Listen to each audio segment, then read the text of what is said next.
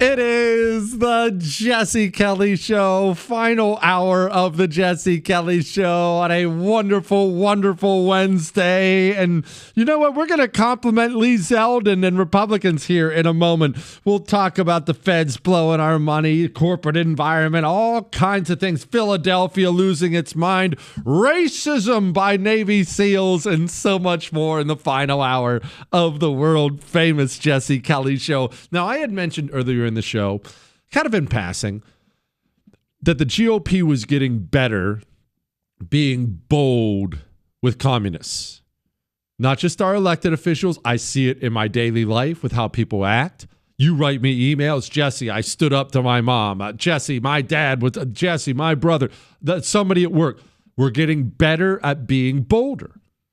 And there are a lot of reasons for this. I do give Trump and his in-your-face style credit for helping. It helps when the most powerful, influential person on the right acts that way.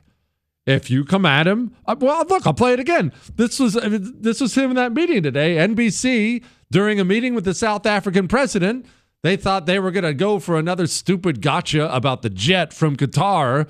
And Trump... Look, in the past, the Mitt Romneys of the world, well, I mean, that's something we're having our staff look into. And then, well, I don't know. I certainly don't want to ever do anything inappropriate. That would have been the GOP way of speaking. Now, you come at me with that garbage, this is what you get. Mr. President, the Pentagon announced that it would be accepting a Qatari jet to be used as Air Force One. What are you talking about? What are you talking about? You know, you to get out of here. What does this have to do with the Qatari jet? They're giving the United States Air Force a jet, okay? And it's a great thing. We're talking about a lot of other things. It's NBC trying to get off the subject of what you just saw. You are a real, you're a terrible reporter. Number one, you don't have what it takes. So he just goes on to just crucify the guy. You suck and you're stupid and NBC sucks and this is why you all suck. And maybe you don't love that, right? Maybe that's just not who you are. It's not what you prefer. And I get that too. I totally get it. That's not for everybody. But what is true is you cannot nice your way through dealing with communists. They only understand bold aggression right back at them. If you think you're going to nice your way out of it, they're going to eat you alive. And they have eaten the GOP alive for as long as I've been alive because they are playing hardball. And the GOP, well, I mean, I hope you're going to write a nice story about me in the Washington Post. I'm being very reasonable. I'm trying to answer your questions instead of just understanding the game. And the game is this. You think I'm your mortal enemy. Therefore, you're my mortal enemy. Period. And that's the game we're playing. And I played yesterday a bunch of the Marco Rubio stuff as Marco Rubio, Secretary of State Rubio, he sat in front of the Senate, and you never saw secretaries of state, definitely not GOP ones, act like this in the past. But these senators are telling lies and coming at him, and Rubio's coming right back, both barrels. Remember he told that one guy, Van Hollen, he told him, yeah, I would the illegal, the gangbanger, like the one you had a margarita with, right? Oh, go ahead, good. In the case of El Salvador, absolutely. Absolutely. We deported gang members, including the one you had a margarita with. And that guy is a human trafficker, and that guy is a gangbanger, and the evidence is going to be clear in the days to come. Mr. Chairman, who you went to Senator, I'm sorry, please, Mr. Chairman. Secretary Rubio has the floor. Mr. Chairman, he can't make unsubstantiated comments like that. Secretary Rubio has the floor. And you saw how Van Hollen reacted. Mr. Chairman basically trying to tattle on him to the teacher. He can't just say that. Why? Well, he's never been spoken to like that by a Republican before.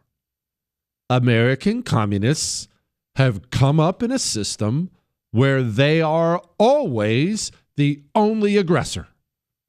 They are always the only aggressor. And we're trying to be nice and pat them on the head and do things the right way. And these people don't even know how to react when they get it back, both barrels. Lee Zeldin is one of the nicest human beings I've ever talked to in my life. You remember Lee Zeldin? New Yorker, really solid human being, but a very nice person. Lee Zeldin, he's the head of the EPA now, sat down in front of Adam Schiff today. Schiff is another one of these guys. He's just not used to it. He's used to running his fat mouth and being the only aggressor. But this new way of speaking to communists, sign me up for it. Well, by the way, with that wind up, by the way, I understand that you were an aspiring fiction writer. I see why. Oh, yeah. Well, I understand your view that you can cut half of the agency and it won't affect people's health or their water, their air. That, to me, is a big fiction, Mr. Zeldin. Forgot about the fact of cleaning up I have to think, Mr. Zeldin. I think, Mr. Zeldin, if your children were drinking. Listen to Lee Zeldin. Listen to Lee Zeldin. That while the senator's speaking to him, Zeldin's just chiming in. Guess you're not worried about the wildfires or anything, like not laying there taking it, not trying to be polite. Well, I guess I'll work on that, Mr. Senator. No. What about the wildfires, you stupid communist? Sewage crisis. If your children were drinking water in Santa Ana, Mr. Zeldin. And they're talking over each other so you can't hear them, but not sitting there taking it. He went at it with White House, too, that loser. The only thing about that is that that's not true. You don't care about 99% of this story. That's not true according to your own employees' you're not grasping testimony. I don't know what to say to you. You're insisting on the fact. I'm insisting on the facts. That's exactly what I'm insisting on. I'm insisting on the facts, and I now have three different versions of the facts, that Travis Hoyles Department of Justice lawyers are working on this every single day admitted in court that what you're saying now is not true. We're not going to waste dollars just because you insist on EPA lighting taxpayer dollars on fire. The American taxpayers, they put President Trump in office because of people like you. They have Republicans in charge of the House and Senate because of people like you. Because you don't care about 99% of this story. You don't want me to go through the list of all the evidence of waste and abuse. No, what I want you to do in conflicts of interest. What I want you to do. Unqualified recipients. You don't care about what I want you to do. Golly. You've never heard the GOP consistently talk like this before. Neither have I. And I want to again stress, if it's not your style, if you're just one of the more soft-spoken, nice people, you are not wrong. You're not bad. I'm not even going to say you're weak or something like that. But I will say this. This way of speaking is the only way to deal with communists. If you want to deal with them, if you want to oppose them, if you want to stop them, you can't be a shrinking violet when you do it. You can't. And as Jewish producer Chris just pointed out, something we've talked about before on the show, this is the great news. These people, our communists, are unbelievably soft compared to other communists historically. You know, if you were a Bolshevik, if you were one of the communist revolutionaries in Russia, you came up shooting and stabbing and warring with people. That's how you came up. Fights in the streets. Look, Mao, obviously, as you know, I hate his guts. I'm not Anita Dunn. But Mao was a jungle fighter. Mao spent his time at war, a weapon in his hands, coming up, fighting. America's communists have come up in a system where all of Hollywood is on their side, the whole Democrat Party's on their side, the whole media's on their side, half the Republicans are on their side. They're never, ever, ever challenged in any way, certainly not in any bold way. You can just go around and spew your idiotic, deceptive idiocy all the time without challenge, and you can get bold and you won't get challenged with it. You can just act like an animal and you'll never be put in the cage where you belong. That's how America's communists have always operated. And all it will take, like any bully, all it will take is one time you stand your ground and you give it right back to them, and you'll see they go away. And I've gotten your emails before, and they blessed me to no end about you dealing with the communists in your life, and it's amazing how consistent that exact story is. Jesse, my sister used to come into Thanksgiving all the time screaming about this. This year I had enough, and I stood up to her. Now she's not coming anymore. She didn't say a word the rest of the time. He left the room and wouldn't come back. They can't deal with it. They've never had to deal with it at all. The American communist is used to being the only aggressor wherever he is. And now that the American right has finally woken up and realized what he's dealing with, and more importantly, how to deal with him, we have made great strides. And I know we have a million miles to go. All the corruption and all the evil and all the stuff out there. I get it. I know that. but we are making good strides, being bolder and better. And maybe you're working on this in your life. Again, it's easy for someone like me who's naturally rude. It's harder for good people and nice people. So maybe maybe it takes effort for you. I get that. We'll get there, all of us.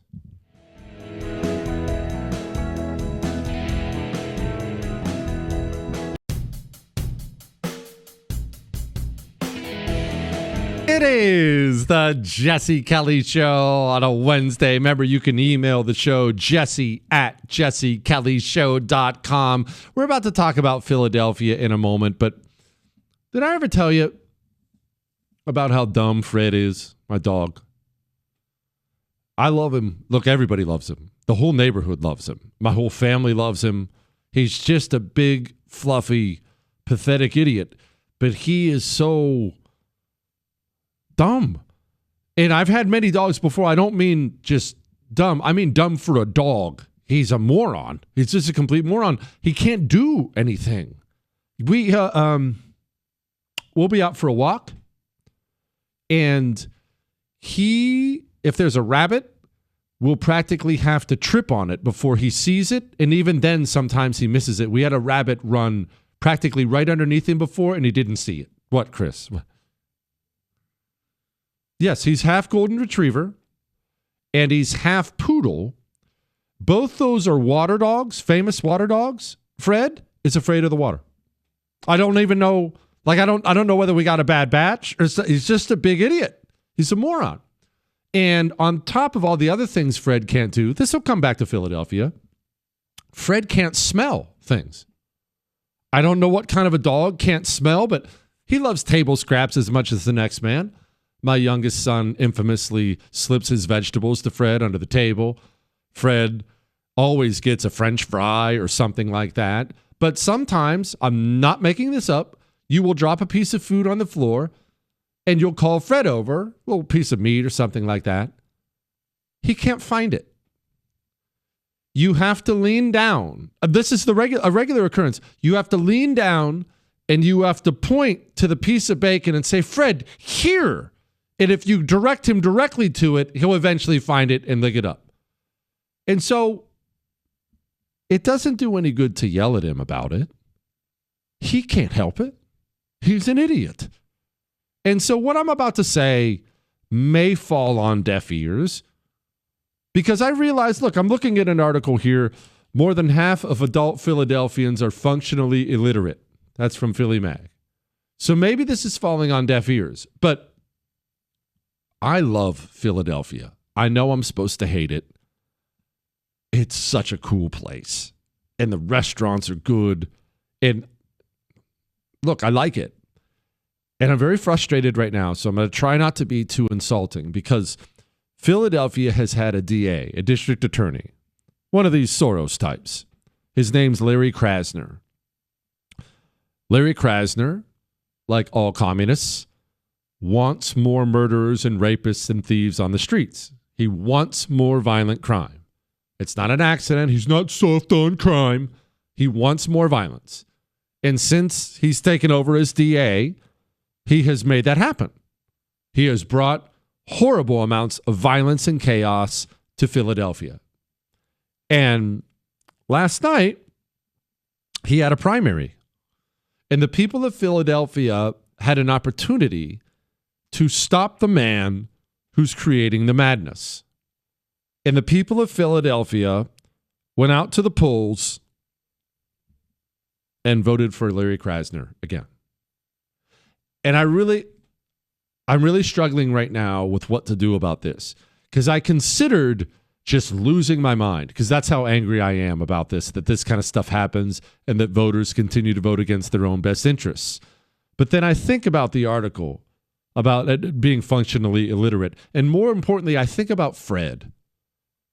Should I pull out the newspaper and give Fred a whipping because he can't smell the piece of bacon? No, he's just too dumb. He can't do it. Maybe the voters, not all the people, but maybe the people who vote in Philadelphia are just too dumb to save themselves. Maybe it comes down to it. It really boggles my mind that you can watch a great American city. You can watch the murder rise, and you can just watch the anarchy in the streets, and you can go to the polls and vote for more of it. I don't get it. I don't get it. I'm frustrated, but this is what I tell you. This is what you say to your Democrat friends in blue areas when they complain. If you know a Democrat in Philadelphia, I want you to remember this. I want you to remember this moment, because the next time you get with your brother who votes Democrat all the time from Philly, the next time he complains about his car getting broken into, his buddy got mugged, someone he knows got murdered, I want you to know that all you need is 4 little words, 4 magical words. You voted for this. These Democrats in these urban areas who vote to burn it down repeatedly, and then they always have a complaint. I can't believe the roads aren't paved. I can't believe the schools aren't better. I can't believe they didn't catch that thief. I can't believe you're the reason it's happening. You complete moron. Stop voting for Democrats. Stop voting for Democrats. Stop voting for Democrats. You're an idiot, and you're an author of your own pain. But you know, why even bother? Why even bother? I'm going to move on and talk about other stuff. In fact, we're going to talk about corporate America, because I'm not going to waste my breath. It's like screaming at Fred about the bacon. It doesn't do any good. He can only do what he can do. He's got 2 brain cells. If he's lucky, he's afraid of the water. He can't smell. He can't hear. He can't see. He's only good for love and affection and trying to bite burglars' heads off. That's the only thing he's good for. If he can even find them. By the way, if the burglar's covered in bacon, Fred probably won't know you're there. That probably masked the scent or something like that. God, jeez.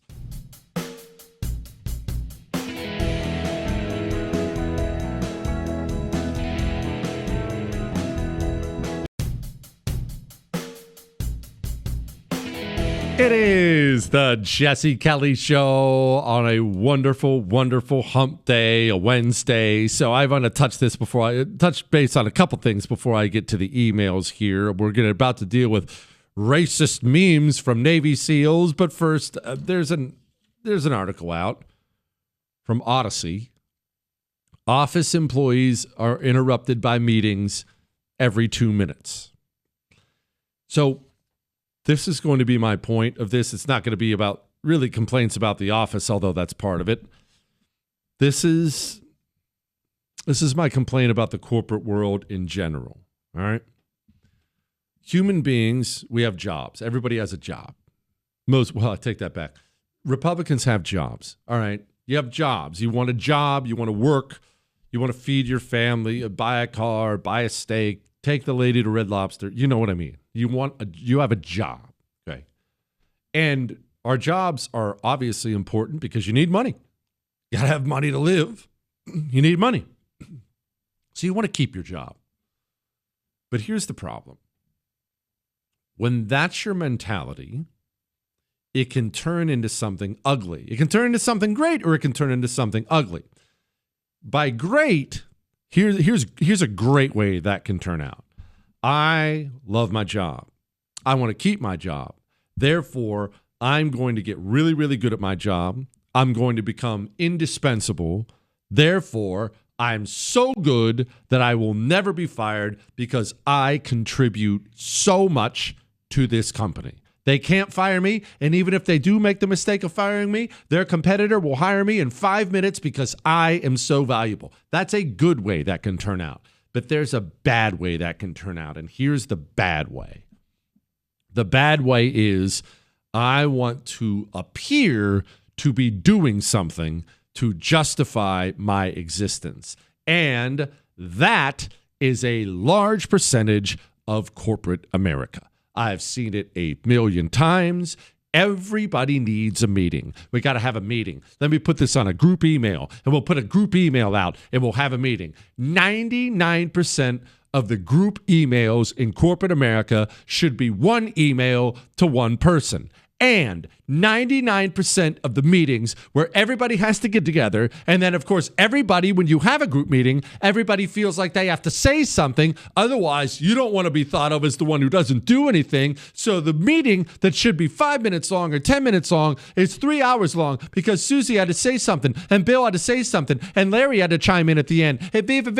Because everybody wants to chime in and act like they're contributing something when they're not contributing anything at all. And a lot of this stems from the lack of boldness and leadership in this country. Because when you're in charge, let's say you're a middle manager of something, you may be tempted when given a task from the bosses up above to send out a big group meeting. Conference room at 1:30. We'll have Jimmy John's there, which sucks because they don't have hot sandwiches. We're going to get Jimmy John's there, and we're going to work out this sales problem. But you know what, Bill? You don't need a group meeting. You don't need Jimmy John's. You need to call one person into your office and say, make something happen now. Get it done. I'll work with you. That's the goal. Goodbye. But people don't do that. They set up meetings just to set up meetings. And then once the meeting is set up, the people who attend the meeting feel like they have to contribute something to the meeting. The last time I was in one of these, it was actually political. And I'm going to leave out all the names, and I'm going to leave out virtually every detail, okay? But this was 2 or 3 years ago, I would say. And I get invited to a meeting.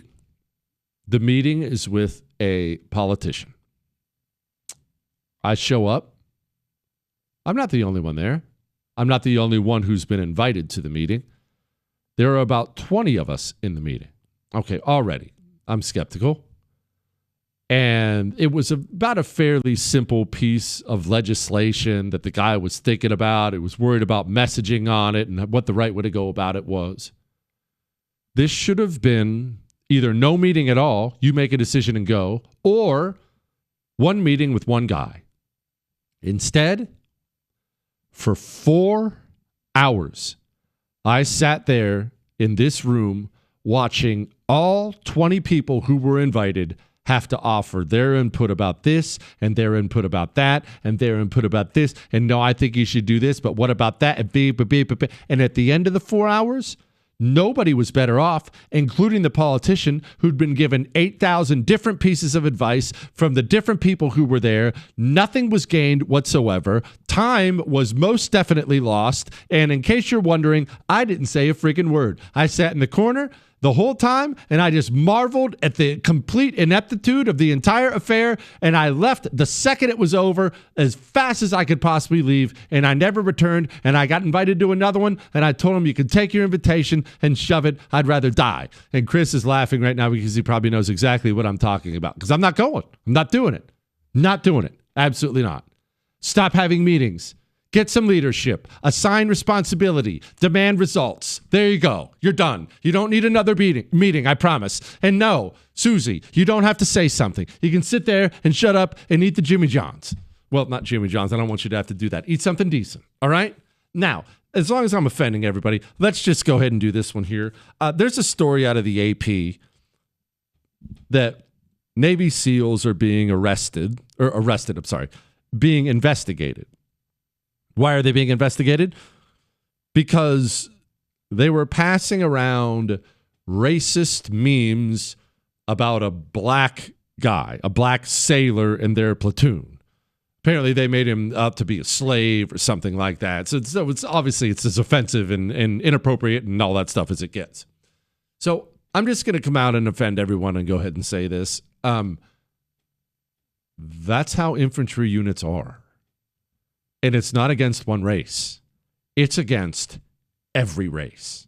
The white people get it. The black people get it. The Mexicans get it. The Guatemalans get it. Any Asian gets it the worst. It is by far the most racially insensitive environment on the planet. And it should be. You realize that? It should be. We used to say the worst things you can imagine to each other. The worst things you can imagine in my platoon, because we had everybody, right? White, black, you name it, we had it. and we loved each other to death, and we would die for each other. But if you were the sensitive type, oh boy, you're either going to leave our Marine Corps platoon or you're going to toughen up real fast. And that's half the point of it, to get your skin thickened up and to see who can take it and who cannot take it. I don't even know what exactly the meme was, and I'm not even defending this particular thing because I don't know. But I saw this and I burst out laughing because every single vet I am friends to this day. One of my best friends who was part of he was 1st Battalion 7th Marines Alpha Company. He's a black guy. One of my best friends sends me the meanest, most racist memes you've ever seen in your life about everyone. He'll send it to me about white people all the time, and he thinks it's hilarious. He calls me a cracker and all these other things. And he'll send it to me about black people, about anything, you name it, because he thinks it's funny. And that's how it is. And every single dude in the infantry listening to me right now is laughing. If you're in or we're in, you know it's true. They're all laughing because that's how we talk to each other. You don't need yet another investigation. You pull them in and say, hey, idiot, don't text that to somebody. Goodbye. Go do some push-ups. And you call it a freaking day. And guess what? It was always that way. Alexander the Great's army, same thing. Guarantee it. It was always that way. That's how dudes are when they get together. Period. End of story.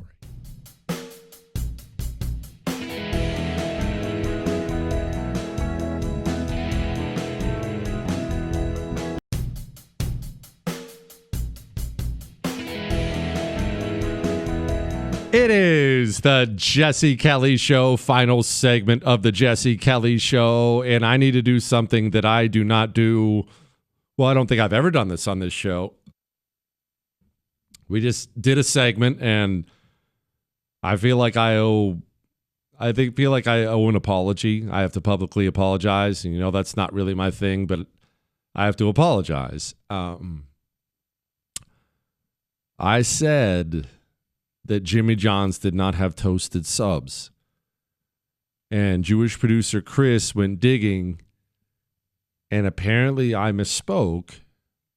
Jimmy John's heard the American people, and they have introduced toasted subs. I'm looking at it right now. Apparently, they even have a toasted Italian, Chris, with capicola. Can you people eat capicola? Is it pork? Is it pork? It is pork? I keep asking. Well, maybe I'm hoping for you, Chris. I'm sorry for wanting the best for you. Anyway, I apologize. I apologize to you. I apologize to Jimmy John's. I had no idea. They woke up and they saw the light and they realized that we're not Somalia. I don't have to eat a cold sandwich. In fact, unless it's a peanut butter and jelly or something, I'm an American. I should never eat a cold sandwich. Once the toasted sandwich was introduced, once we figured out you can heat up the meat, you can melt the cheese, there's never a reason to have a cold sandwich again, ever. Unless you're in a hike in the mountains or something like that. If you're in civilization, toasted or bust. And Jimmy John's realized that. And I did not know it because I'd never gone, Chris. In my defense, every time I'd walked in one time, I looked at the menu and I even asked the guy, I said, where's the hot stuff? Oh, we don't have that here. I turned around and walked out. Never went back. Never even looked back, Chris. What? That's a heartfelt apology. I mean it. I'm dead serious. Oh, something that actually is heartfelt. Chris reminded me of this, and actually I was just thinking about Tunnel to Towers, so I should have said something earlier in the show. I'll try to remember to remind you tomorrow. I'll try to remember to remind you. Either way, Monday, as you know, is Memorial Day. We will be here, as we are every single Memorial Day. We are going to be here for 3 hours. We are going to honor the fallen. There will not be politics. There probably won't be much joking around, which I know is kind of different for our show, but it's a day I take very, very seriously. We believe on this show that we should show up and honor the fallen on that day. And so I'm going to do this year what I've done every single year. If you have somebody you know who has fallen in combat, who has given his life for this country, and you email in his name, rank, and conflict. Name, rank, and conflict. I will do the best I can to read that name aloud on the air. We usually try to have to spread it out throughout the show, because I can't just sit and read 200 names or whatever it is right off the bat. But I try. I think I've got to every name every year, right, Chris? But I remember last year there were a lot, and it became a struggle. But no matter what, I am going to try to get to every name. So if there is somebody in your life who died in combat, we want to honor them by at least saying their name. We'll play taps for groups at a time. We'll play taps for them on Memorial Day. That is a sacred day in this country where we honor the fallen and we show respect to the families they left behind. Name, rank, conflict. Name, rank, conflict. All right? I'm asking, you can write me what you want, especially if it's someone close to you. Don't write me an encyclopedia, because we're gonna have to sift through. There's a lot to sift through, right? There's a lot now. It used to be easier when no one listened, Chris, but it's more difficult now. Name, rank, conflict, and we will do the best I can. Unless I am sick or injured, I will be in this chair on Monday live, and we will do a Memorial Day show. Chris, do we even have ads that day? No, there aren't even any ads that day. It's just honoring the fallen. Let's one more time enjoy Donald Trump beating up on, the South African president. I would say if there was Afrikaner farmer genocide, I can bet you these three gentlemen would not be here, including my Minister of Agriculture. He would not be with me. Excuse me, turn the lights down. Turn the lights down and just put this on. It's right behind you. He tells him to turn the lights down and plays a 4-minute video of genocide. Now this is very bad. These are burial sites right here. Burial sites. Over 1,000 of white farmers. Have they told you where that is, Mr. President? No, I'd like to know where that is, because this I've never seen. Okay. I mean, it's in South Africa. Mr. President, the Pentagon announced it would be accepting a Qatari jet to be used as Air Force One. What are you talking about? What are you talking about? You got to get out of here. What does this have to do with the Qatari jet? They're giving the United States Air Force a jet, okay? And it's a great thing. We're talking about a lot of other things. It's NBC trying to get off the subject of what you just saw. You are you're a terrible reporter. Number one, you don't have what it takes to be a reporter. You're not smart enough. But for you to go into a... I'm sorry. It was just too fun. And now... Here's a headline. You know the thing. Headlines we didn't get to. Highly enriched uranium standoff may scuttle the new Iran deal. Remember that conversation we had about how it gets into the bones? I think Iran getting a nuclear weapon might be in the bones. That's not good. New York man offered farmer wild turkey bourbon to let him feed girlfriend's ex to the hogs. I just wanted to read the headline. That's amazing. Comey's 8647 post opened floodgates for copycat threats against public figures. Oh, good. More communist violence. Dang, we're out of time. We'll do it again tomorrow. That's all.